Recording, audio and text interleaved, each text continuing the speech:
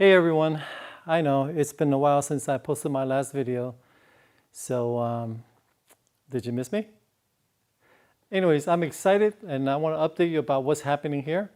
I received a lot of emails asking me if I was okay because I haven't posted anything lately, and also if I'm still in business because I haven't posted any classes on my website for the past 6 months. I want to thank you all for your concerns, but the school is doing just fine.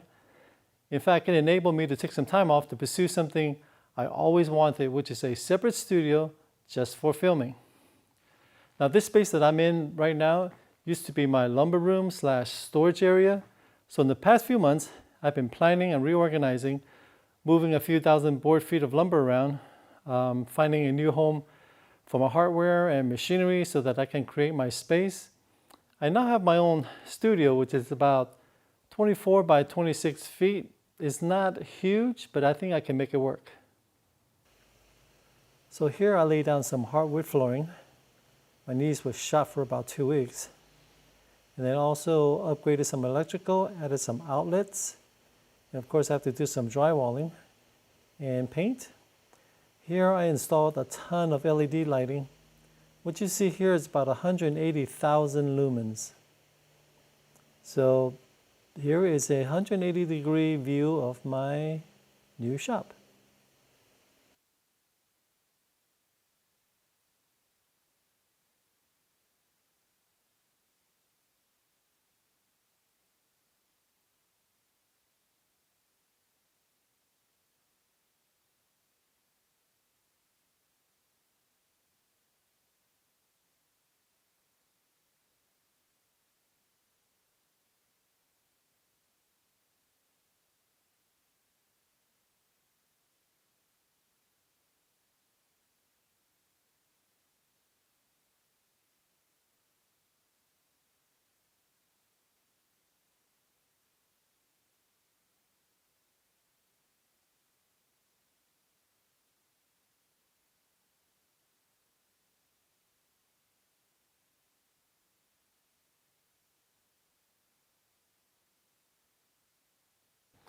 Now, I'm very fortunate to have friends with strong knees and backs that helped me with this project. There's just no way I could have done this on my own. I also added and upgraded some of my video equipment, which took some time away from me because of the learning curve. The best part about having my own studio separate from the school is that I can now leave things set up. I don't have to worry about breaking down the equipment, cleaning up for my next class, and then having to set up everything again. That was a real pain. Also, if there was a class going on that I'm not teaching, I can be here working on my videos. So as you can see, this project kept me pretty busy. This is quite an undertaking, but I'm not quite done yet. I'll probably take a few more months before I'll get it to where I want it. So instead of waiting till I finish, I thought I'll just film everything that I'm doing while I'm setting up shop. So I just hope some of these videos will be helpful to some of you. So when setting up a shop, there's 2 things I need to have and we consider it to be the heart of my shop. And that is a table saw and a workbench. Now the workbench I already have, and I needed to bring in a new table saw. I looked at all the major brands and I decided on the saw stop. I chose the saw stop not because of the flesh detecting mechanism, because I feel like the best safety tool in your shop is really right here. It's your knowledge. So if you understand and respect your saw, you shouldn't get hurt. I was very fortunate to go through a program at Cerritos College where I had safety just pounded into my head. Now, don't get me wrong, this flesh detecting mechanism is a wonderful thing, and accidents do happen because we as human beings do stupid things, and it's usually our fault and not the machine. So comparing apples to apples, I went with the saw stop because it's just a well-made beast of a machine and it's very well thought out. Setting up the saw took about an hour with the help of my guys. The first thing I noticed when I unpacked the saw was the manual. Now, most manuals are written by non-technical people, and it's usually hard to understand. I was impressed with how much effort they put into this thing. It has a spiral binding, color pictures, and it's written by someone that I think knows a little bit about table saws. It's really easy reading, and the illustration is just spot on. Now, the machining is very impressive. It's smooth and it's flat. all the holes lined up, which makes assembly a breeze. I got these wings absolutely flat. It also helps when you have an extra pair of hands to kind of hold things in place while someone tightens down the bolts. Now, another thing that impressed me was how beefy they made this fence. It's a vital part of the saw. It's got to be square, straight, and it's got to be rigid. I really like these T-style fences.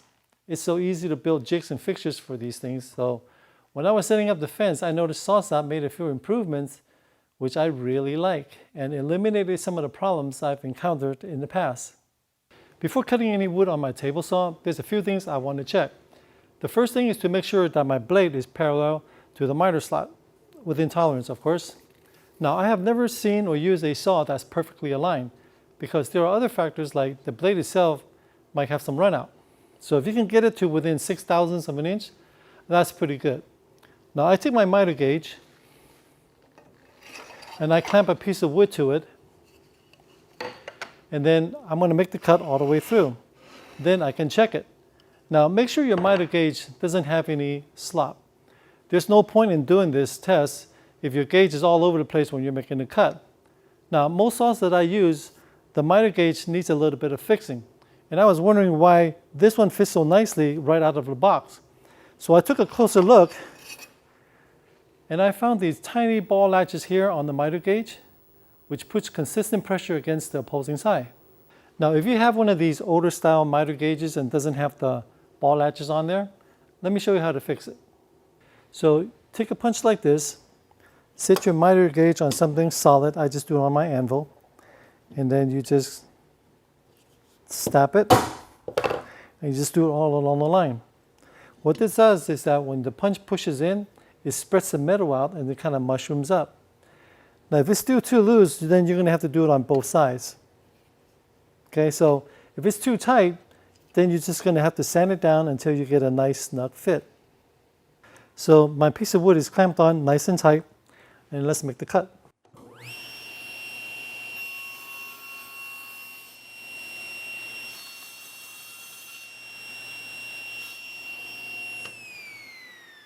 Now when I was cutting, I noticed that it cut a little bit more toward the back. So if I pushed my miter toward the back here and moved the blade, okay, I can hear that it's rubbing. So I'm going to move it to the front. Okay, it's not touching, so I got to see what my tolerance is here. So I'm just going to use the feeler gauge to see how much I'm off. Just by eyeballing it, it looks like maybe 0.003.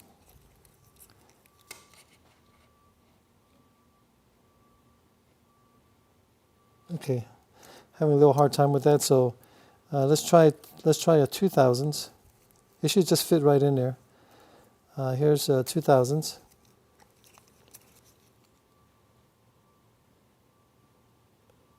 Okay, I can. This one's about right. It's about 0.002 of an inch. So I'm pretty happy with that. Next on my checklist is the fence. I want to make sure it is square to the table. Now I've seen these type of fences that are not square, believe it or not. I have a friend who asked me to take a look at his saw because it wasn't cutting consistently. He'll cut two pieces of wood with the same fence setting and would have different results. So I went over to his house, made a few cuts, and found the problem to be somewhat intermittent. Sometimes it matches up and sometimes it doesn't. I found the problem by putting my square to the fence, and it was out of square. The fence was actually tilted toward the bottom like this. So when we were cutting a 1/4 inch stock, it would be one length. And then if we were cutting a little thicker stock, as you can see, it's a little bit different. But we couldn't tell because when we were putting our stock against the fence, there were no gaps. Now his fence is not adjustable, so he had to order a new one. Now this fence that I have here has these two screws here that you can lift each side up and down like this until it's square.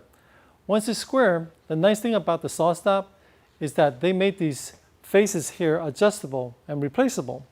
Let's just say I got my fence square and it was like this. Well, there's a gap down here. Now I can drop the fence down by loosening up the screws, which is accessible through these slots over here.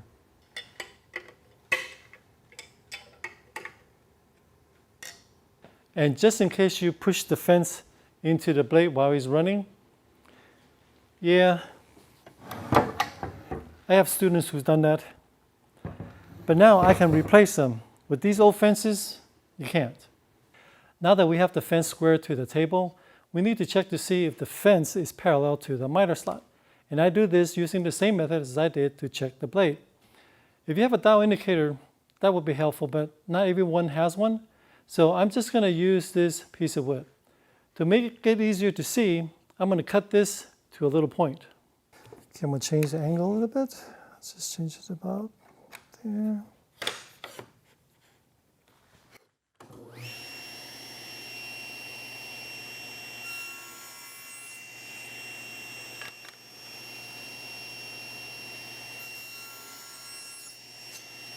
So when I put my miter slot in, I don't care if this is 90, okay? It's not important. Because actually, I'd rather keep it this way because if I just go like this, now I only have one point of contact, which makes it a little easier. So I'm going to bring it back, make it flush up against here, and then I'm just going to hold it tight and bring it over. And I can see there's a tiny little bit of gap there because if I go like this, you can hear it, okay? Now if I bring it back, what's going to happen is that fence is going to push my stick back this way. So obviously there is no gap here. So I'm going to bring it back, make it tight, bring it back one more time. And boy, that looks really small. Okay, so I have 0.03 of an inch here. Okay, definitely too tight. 0.02. Okay, that's perfect. Now, if I do need to adjust my fence, all I have to do is these two set screws on either side. If I screw it in, it pushes the pad out this way. So it makes the fence go this way. And if I adjust this side, it makes the fence go this way. Okay, so you want to get it to around 2 or 0.03 of an inch away from the blade. Now I want to talk to you about the most important safety feature that you have to have on your table saw. You should never cut a piece of wood without this on there, and that is the splitter. This will save you from a kickback every single time. The flesh detecting mechanism this saw has will not prevent a kickback, but it will save your fingers if your hand is pulled into the blade during the kickback. Now, this saw and most newer saws has a riving knife built in. It's mandatory for all new saws to have that. If you have an older saw, do yourself a favor and get an aftermarket splitter. Michael Jig also makes one, and you can check that out on my website. Now, I've seen pictures from students and friends of kickbacks. I've seen one where a piece of wood came back and hit him square in the face and broke his nose. I saw another one where his eyes were swollen shut and looked like he was the loser in the bar fight from a kickback. Luckily, it didn't take his eyes out and lose his vision. If that piece of wood came back and hit you in the wrong place, it can be fatal. Now, I'm not trying to scare you, but it can happen. Now, I took the riving knife off to show you what a kickback is. It's when a piece of wood comes off the fence while you're cutting, like this. The back of the blade will pick it up, and because it's trapped against the fence, this board will come shooting back at you around 100 miles an hour, because that's how fast the blade is spinning. So if you have an older saw that doesn't come with a riving knife, please do yourself a favor and get one. Now that the saw's been checked out and ready for some work, the first few projects will be for safety. Top of my list is some push sticks. Now it doesn't have to be fancy. Just get yourself a piece of scrap and just cut a notch in it.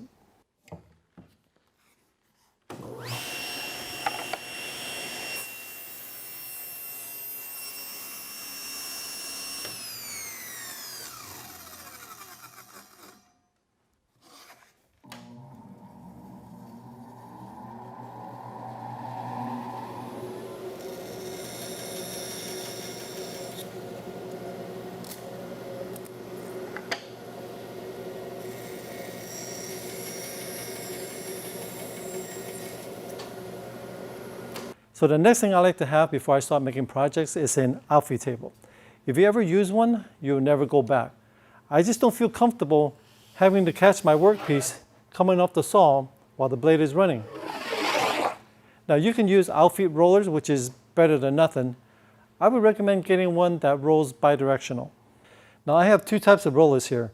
I have the single, and I have this one here, which is multiple bearings where it can roll either direction that you're pushing it to. Now when you're using a single, make sure that when you set up it is parallel to the table. If anything, make it point toward the fence.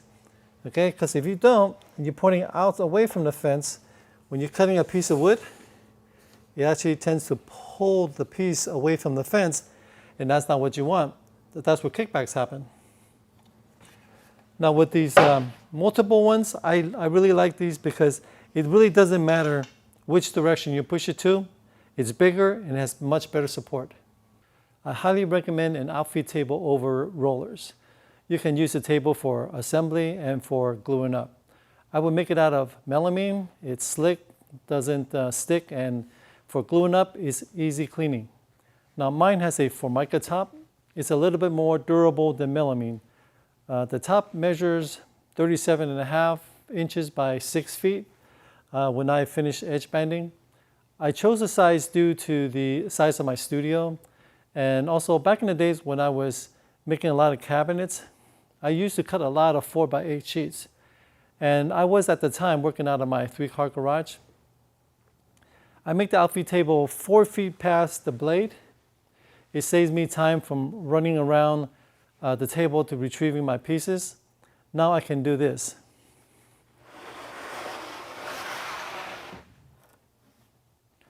Once it passes the blade, it tips up so I can just grab it and just pull it back. It saves me a little bit more time.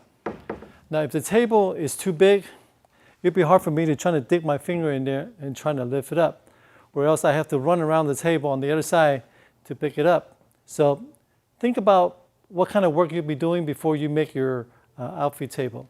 Don't just make it this side because I said so or someone else says so. Now with a temporary outfeed table in place, I can start cutting wood. First thing is making my sleds for the table saw. Here I have my crosscut sled.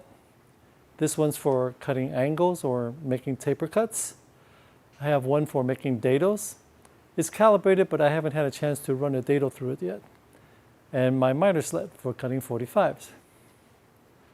Now that I have made my sleds, I'm ready to do some serious woodworking and hope to put out more videos for you guys. So don't forget to subscribe, and I'll see you in the next video.